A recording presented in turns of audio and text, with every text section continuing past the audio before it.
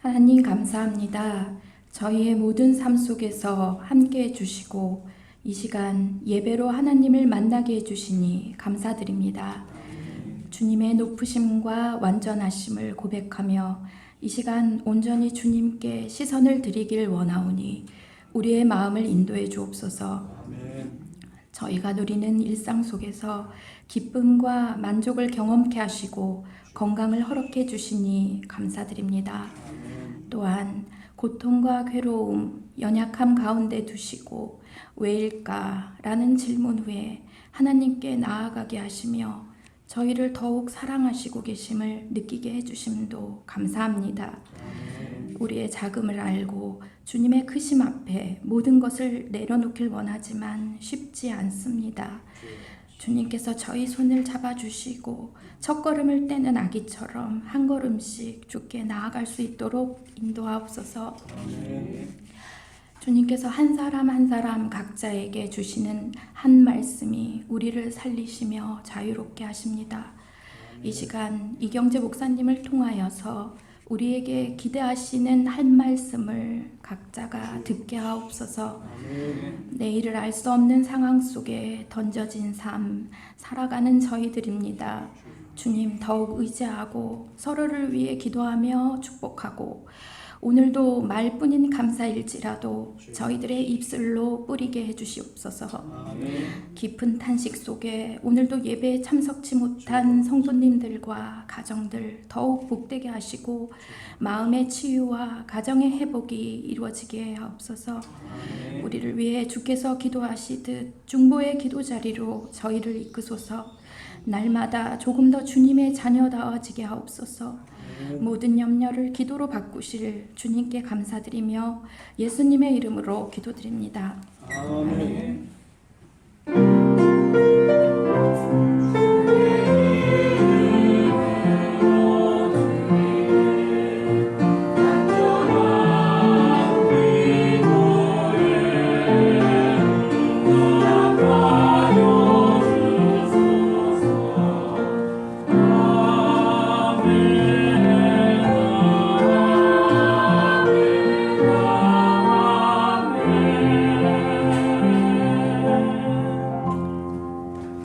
예, 290장 우리 같이 함께 찬송하겠습니다.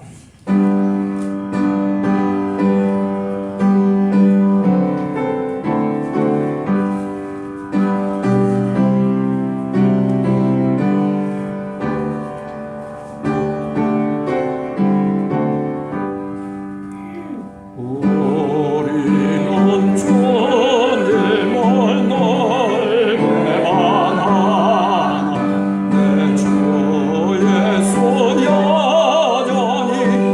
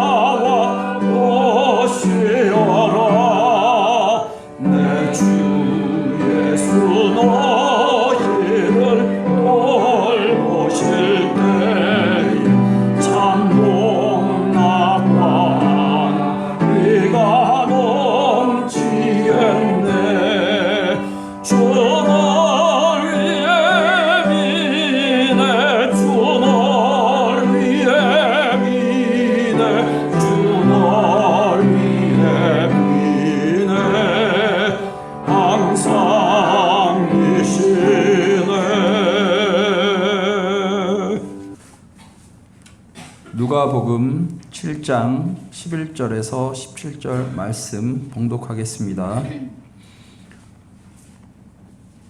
그 후에 예수께서 나인이란 성으로 가실새 제자와 많은 무리가 동행하더니 성문에 가까이 이르실 때에 사람들이 한 죽은 자를 메고 나오니 이는 한 어머니의 독자요 그의 어머니는 과부라.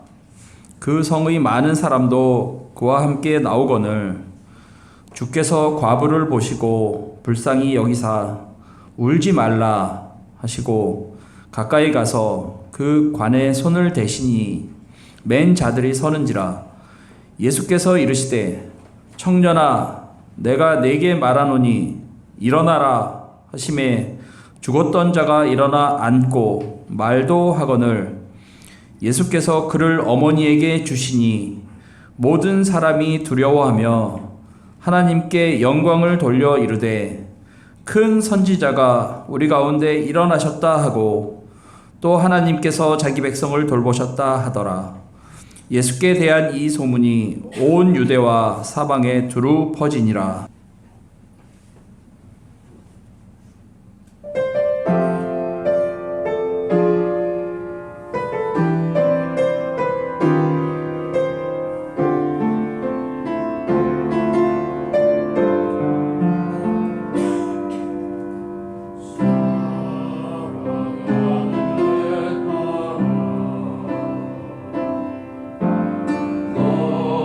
너의 작은 손에게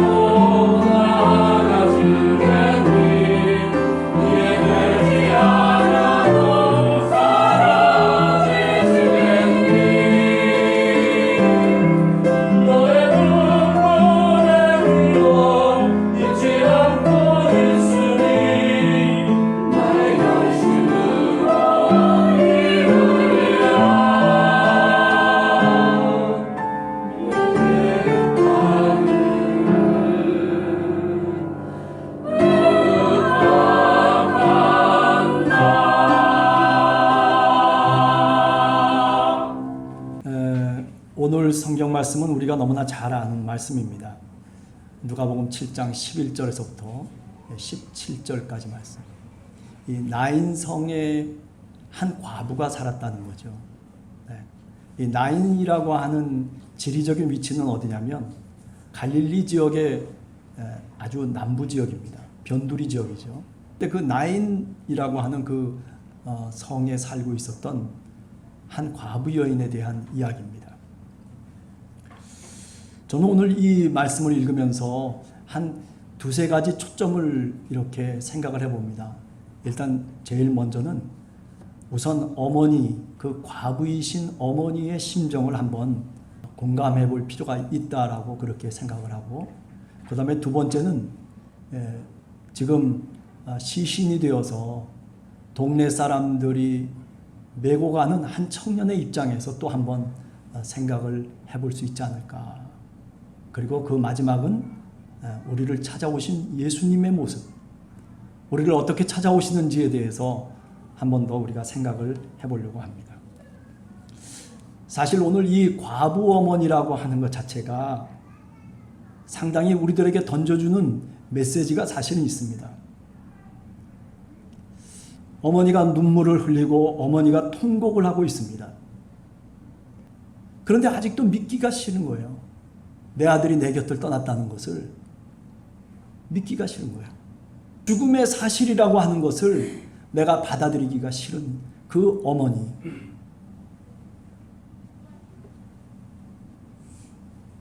어떻게 보면 영혼의 공황 상태일 수도 있겠죠. 어머니라고 하는 그 정체성이 완전히 해체돼 버리고 만 겁니다. 나인성 과부의 모습이 바로 그와 같은 모습이라고 저는 생각해 봅니다. 예수 그리스도가 그 젊은 나이에 십자가에서 아무런 죄도 없이 그 고통 속에 죽어가고 있는 그 모습을 바라봤던 예수님의 어머니 마리아. 아마 오늘 이 청년이 자기 곁을 떠나서 그래서 죽은 것을 인정하고 싶지 않은 그 마음 그대로 아마 마리아도 그랬을 것이다. 저는 생각을 해봅니다.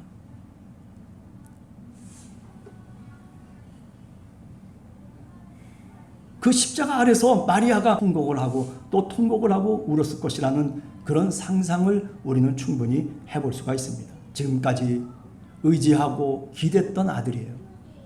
오늘 이 나인성에 지금 죽어있는 이 청년도 똑같은 입장입니다. 젊은 아들을 떠나보낸 자기 홀로 이제 살아갈 수밖에 없는, 아니 지금까지도 사실은 그 아들을 위해서 자신의 삶을 전부 희생했던 어머니예요. 자기 정체성이 다 지금 해체돼 버리고 도대체 내가 뭐 때문에 인생을 여기까지 살아왔냐라고 하는 그런 물음을 하나님 앞에 드릴 수밖에 없는 한 여인 아니겠습니까? 약한 여인이에요. 그렇지만 우리가 잘 알듯이 약한 여인이지만은 그러나 어머니는 강한 겁니다. 어려운 일이 닥쳤을 때 우리가 하나님 앞에 나와서 울기도 하고 그리고 떼를 쓰기도 하고 그리고 손을 들고 하나님께 하소연을 할 수도 있는 것이죠. 오늘 그래도 이 나인성 과부는 그래도 울고 싶을 때 울을 수 있는 그런 여인이었어요. 그러나 오늘 우리 시대 속에 어쩌면 울고 싶어도 울지 못하는 사람들이 많습니다. 아니 울을 수 있는 그런 기회조차도 빼앗긴 사람들이 사회 속에 살아가고 있다는 사실이죠. 그런데 그래도 그 동네에 그래도 함께하는 사람들이 있었어요. 함께 울어주고 아픔과 절망을 함께 공감해주고 그리고 그 젊은 아들이 죽은 그 시신을 같이 함께 메고 장사를 지내며 무덤으로 같이 가줄 수 있는 사람들이 있었다는 게 그래도 행복한 겁니다. 여러분, 하나님 나라라고 하는 것은 무슨 대단한 그림으로서 우리가 그려줄 수 있는 나라가 아니라 바로 여기가 하나님의 나라인 거예요. 남을 공감해 줄 수 있는 사람들. 그 사람들이 내 옆에 같이 내 손을 붙잡아 줄 수 있는 사람이 있다면 그것이 바로 하나님의 나라입니다. 오늘 우리 시대를 죽음의 시대라고 누가 철학자가 그런 얘기를 하더라고요. 그 내용의 핵심은 뭐냐면 공감이 없는 시대 속에 살아간다는 거예요. 이웃이 없어요. 그 옛날에는 이웃들이 있어서 조언도 해주고 충고도 해주고 어른이 있어서 그 어른이 젊은이들에게 뭔가 얘기를 해주고 덕담을 나눌 수 있는 그런 시대가 있었는데, 그런데 지금 그 시대가 없다는 거예요. 아니, 부재 상태라는 거예요. 공감이 없이 그저 나 홀로 내가 아파트에서 살아가고 있는 그 모습이 사실은요, 그게 하나님 나라와는 정반대의 모습인 겁니다. 아, 나 혼자 살아가니까 참 편하고 좋다. 아, 내 스스로 모든 것을 할 수 있으니까 뭐 내가 그렇게 살아가도 되겠지라고 혹시 생각할지 모르지만 그것은 하나님의 뜻과는 별 상관이 없는 생각입니다. 그야말로 이제는 어머니를 포기하고 있는 한 여인의 모습이에요. 그래도 다행인 것은 같이 함께 해줄 수 있는 이웃이 있고 같이 함께 동행해줄 수 있는, 공감해줄 수 있는 사람들이 있었다는 것이 어쩌면 참으로 다행 중에 다행인 것이죠. 자, 그런데 말해서 두 번째로 생각할 수 있는 것은 외아들의 심정입니다. 남이 아파도 그것을 참지 못해서 달려가서 그 아픈 자를 고쳐주십니다. 아니 뭐 남이 어떻게 살아가건, 장님이 돼서 살아가건, 아니면 무슨 뭐 쩔뚝발이로 살아가건, 아니면 귀신 들려 살아가건 그건 무슨 사행이 있겠어요. 예수님과 상관이 없는 거예요. 그럼에도 불구하고 남의 이야기를 남의 이야기로 그냥 돌려보내시는 분이 아닙니다. 그게 내 이야기로 들리는 거예요. 어떻게 합니까? 찾아가서 귀신도 쫓아내주고, 질병에 걸려서 힘들어하는 자에게 손을 얹고 기도하면서 그 질병으로부터 다시 회복될 수 있는 기회를 하나님께서 주시는 거죠. 오늘 이 예수 그리스도가 이 나인성에 찾아오시는 바로 그 예수 그리스도는 이제 반대로 외아들로서 찾아오시는 거예요.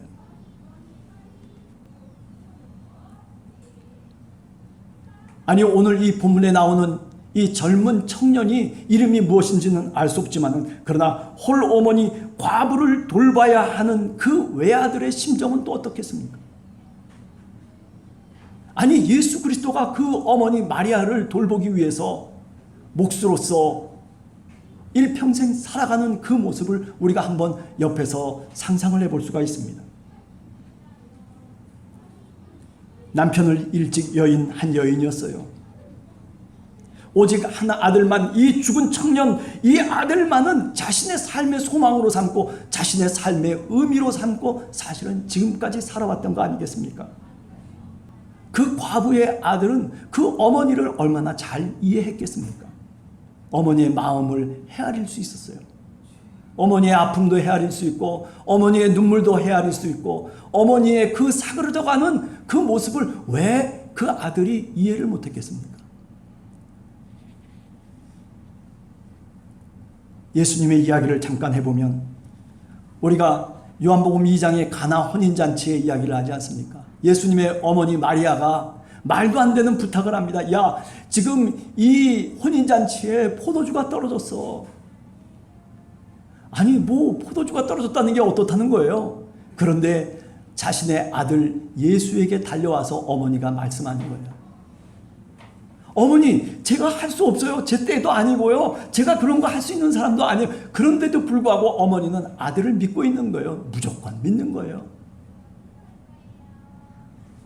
아들 예수는 그 어머니의 마음을 알잖아요. 지금까지 어떻게 나를 길렀고, 지금까지 어떻게 나와 함께 여기까지 온지 누구보다도 더 잘 아는 예수, 아들 예수. 거부할 수가 없었어요. 그래서 어떻게 합니까? 자기 때가 아님에도 불구하고, 내가 할 수 있는 일이 아님에도 불구하고, 그런데 그 어머니의 말씀을 거절하지 못하고, 그래요, 하나님의 때가 아님에도 불구하고 다시 바꾸어서 물을 포도주로 바꾸게 하는 거예요. 어머니의 소원을 들어드려요. 가당치 않은 어머니의 말씀이고 부탁인데도 불구하고 그것을 그래도 그 어머니의 마음을 알기 때문에 이게 다 뭡니까? 이게 다 혼자 사는 사람들이 아니에요. 공감하는 거예요. 같이 함께 마음을 나누는 거예요. 여러분, 예수 그리스도를 믿는다는 것은 같이 함께 공감하는 거예요.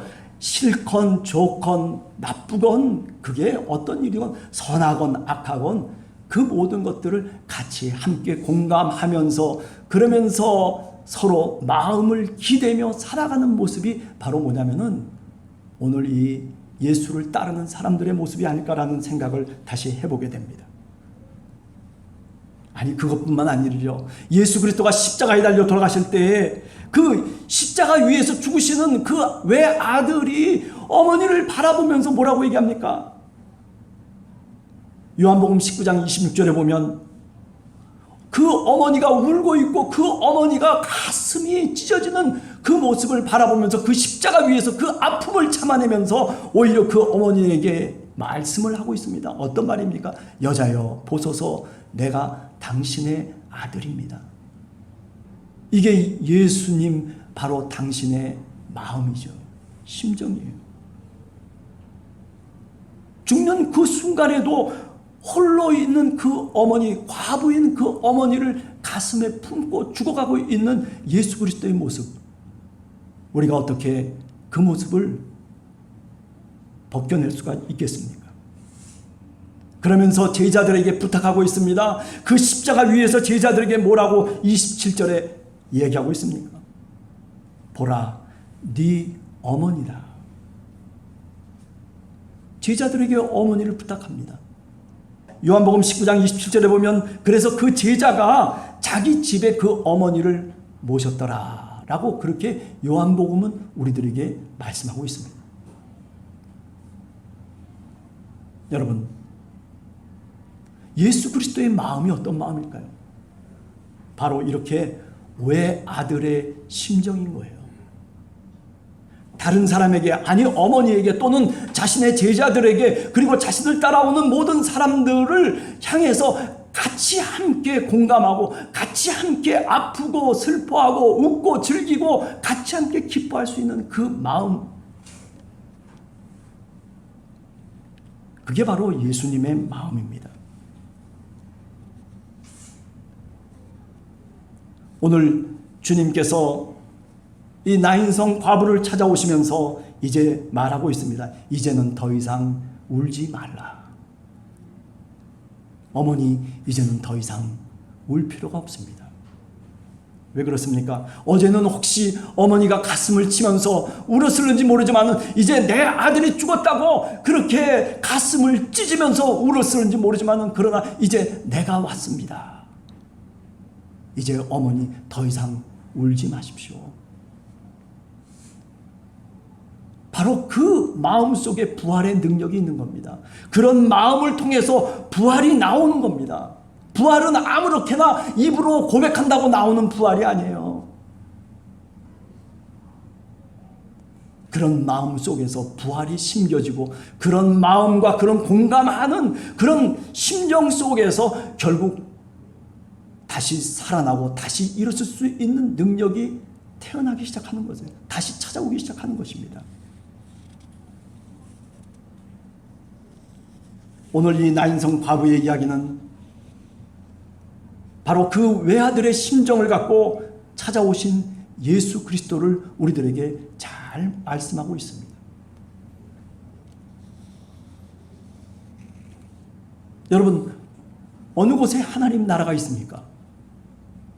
저 먼 죽고 난 다음에 가는 그 하나님 나라, 그것만이 하나님의 나라가 아니라 바로 이런 주님과 같은 이런 마음을 갖고 우리가 신앙의 삶을 살고 우리가 세상 속에서 살아가는 그 모습 속에 바로 뭐가 있냐면 하나님의 나라가 임하는 거예요. 귀신을 쫓아내야지만이 하나님 나라가 임하는 겁니까? 무슨 병을 극복하고 병에서 이겨야만이 신앙 간증이 되는 겁니까? 아닙니다. 바로 이런 간절한 마음을 갖고 살아가는 것이 하나님의 나라가 임하는 통로가 되는 것입니다.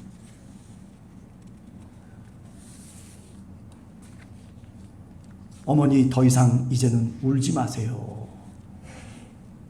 13절에 보면 주께서 과부를 보시고 불쌍히 여기사 울지 말라 하셨다. 그 다음에 세 번째는 이제 주님께서 청년을 향해서, 죽은 자를 향해서 말씀을 합니다. 일어나라. 부활의 능력으로 찾아오시는 예수님이십니다. 아니, 이 젊은이는 이제 목숨이 끊어지고 그리고 이제 시체가 되어서 어둠으로 들어갈 수밖에 없는 길을 가고 있는 거예요. 저 무덤을 향해서 가고 있는 거예요.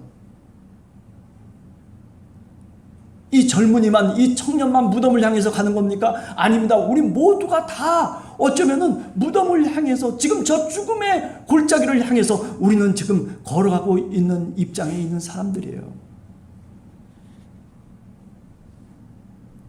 그런데 그 어둠 속을 들어가는 한 젊은이를 향해서 외치기 시작합니다. 내가 네게 말하노니 일어나라! 아니, 뚱딴지 같은 얘기죠. 아니, 그렇게 가고 있는, 무덤을 향해서 가고 있는 그 앞을 가로막습니다. 더 이상 갈 수 없다라고 그렇게 가로막고 있는 예수님의 모습을 오늘 우리는 상상해 봐야 됩니다. 손에 관을 대셨다라고 하는 말은 단순하게 그저 관에 손을 댔다라고 하는 그런 정도의 얘기가 아니라 가로막고 있는 거예요. 못 가게 가로막는 거예요. 안 돼! 저 무덤을 향해서, 저 죽음을 향해서, 저 끝을 향해서 가고 있는 모든 사람들의 발걸음을 막아버리는 거죠. 과부 어머니, 그리고 그를 따라서 위로하고 있는 많은 무리들, 그 속에 참 사랑이 있고 그 속에 서로가 위로하는 마음들이 있었을지 모르지만, 그러나 이 무덤으로 가는 발걸음을 막을 수 있는 힘이 거기에는 없어요. 누구도 그 가는 발걸음을 막았으면서 못 간다라고 그렇게 가로막는 사람이 오늘 본문에는 없어요. 그래도 어쩔 수 없이 따라갈 수밖에 없는 게 인간의 운명이라는 거죠.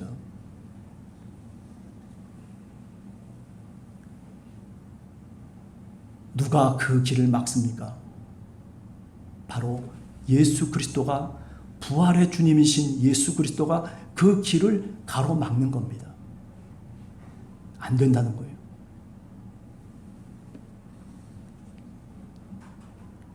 저는 이 장면을 통해서 내가 죽음으로 가는 그 길 가운데, 내가 저 지옥으로 떨어질 수밖에 없는, 죄악 가운데 떨어질 수밖에 없는 그 가운데 우리 주님이 내가 가는 길을 막아서시고 계시는 거예요. 나는 너를 살리겠다는 겁니다. 나는 너를 다시 일으켜 세우겠다는 겁니다. 무덤의 심에 이끌려가고, 그리고 그렇게 갈 수밖에 없는 어둠의 그림자가 그리워져서, 그래서 도대체 그 어둠의 그림자를 어떻게 떨쳐버릴 수 없는 그런 운명을 갖고 태어난 우리 인간들, 여러분들이나 저나 다 그런 운명을 갖고 우리는 살아가고 있어요. 그러나 그 어둠의 그림자를 없앨 수 있는 유일한 한 존재가 누구냐면 바로 예수 그리스도, 우리의 주님이신 것입니다. 마가복음 5장 41절에 보면 야이로의 딸, 그 야이로의 딸이 12살의 딸이에요. 젊은 청년이 아니라, 아들이 아니라 이제는 딸의 이야기가 마가복음 5장 41절에 나옵니다. 달리다군 소녀야, 네게 말하노니 일어나라. 일어나라. 예수님은 이렇게 죽음을 향해서, 무덤을 향해서 가고 있는 사람들을 향해서 가로막고, 그리고 일어나라고 그렇게 말씀을 하십니다. 이게 어떤 물리적인 얘기일 뿐만 아니라 이것은 영적인 의미를 담고 있는 내용입니다. 우리는 지금 어디를 향해서 가고 있습니까? 어쩌면 우리 모두가 다 저 무덤이라고 하는 것을 그저 받아들이며, 그리고 그렇게 갈 수밖에 없고 걸음걸이를 뛸 수밖에 없는 그런 사람들임에 틀림이 없습니다. 우리가 요한복음 5장 25절에 보면 예수님께서 이런 말씀을 하셨습니다. 죽은 자가 하나님 아들의 음성을 들을 때가 오나니 곧 이때라. 듣는 자가 살아나리라. 어쩌면 오늘 이 이야기 속에, 이 나인성 과부의 이야기 속에 바로 예수님의 말씀이 그대로 적용되고 있는 것이죠. 죽은 자가 하나님 아들의 음성을 들을 때가 왔는데 바로 지금 여기라는 거예요. 듣는 자가 살아나리라. 예수 그리스도는 당신이 일어나신, 죽음에서 부활하신 바로 그분이기 때문에 오늘도 이 나인성 과부, 그를 만나셔서 다시 죽었던 자를 다시 일으켜 세우고 있는 겁니다. 교회가 무슨 일을 하는 겁니까? 교회는요, 바로 이렇게 일으켜 세워주는 거예요. 교회 속에 주저앉아 있는 사람들 있습니다. 믿음이 없어서, 아니 뭐 그렇군 저렇군 간에 여하튼 힘들게 주저앉아 있는 사람들을 생각하면서 우리가 하나님께 기도하고 그리고 일으켜 세우려고 우리가 발버둥 치는 것입니다. 오늘 결론은 이겁니다. 하나님의 나라는 그저 말로만 하는 나라가 아니라는 겁니다. 아니, 믿음으로 가는 나라, 하나님 나라 맞는 얘기예요. 그러나 오늘 다시 우리가 생각해보면 이 하나님의 나라는 서로가 서로를 공감할 수 있는 나라. 서로가 공감하며 서로가 같이 함께 할 수 있는 그 나라. 지옥은 어떤 데입니까? 지옥은 죽음의 나라예요. 거기는 공감이라고 하는 것이 없어요. 그저 다 남남인 거예요. 나와 함께 오늘도 같이 자리를 갖고 있고 공간을 갖고 있고 같이 함께 시간을 나누고 있음에도 불구하고 다른 사람에 대해서 전혀 무관심한 상태로 살아간다면 그것은 바로 그곳이 지옥인 겁니다. 오늘 우리 사회는요, 지옥을 향해서 가고 있는 사회예요. 어둠을 향해서 가고 있는 사회예요. 제가 좀 과격한 얘기를 좀 했습니다만은 그렇습니다. 교회 공동체라고 하는 것은 바로 함께 울고 함께 웃고 함께 살아가는 성령의 공동체입니다. 성령의 충만이라고 하는 것은 함께 하는 겁니다. 여러분들 늘 우리 함께하는 교회 성도들 그래요. 그저 겉으로 볼 때는 아무 문제도 없는 것 같지만 속으로 들여다보면 다 문제없는 사람이 없어요. 다 힘들고 다 어렵게 참으로 믿음을 붙잡지 않으면 살아갈 수 없는 우리들의 삶인 것을 오늘 또 고백하게 됩니다. 다 주님의 은혜 가운데 한 주간도 주님 가운데 사시는 여러분들 되시길 바랍니다.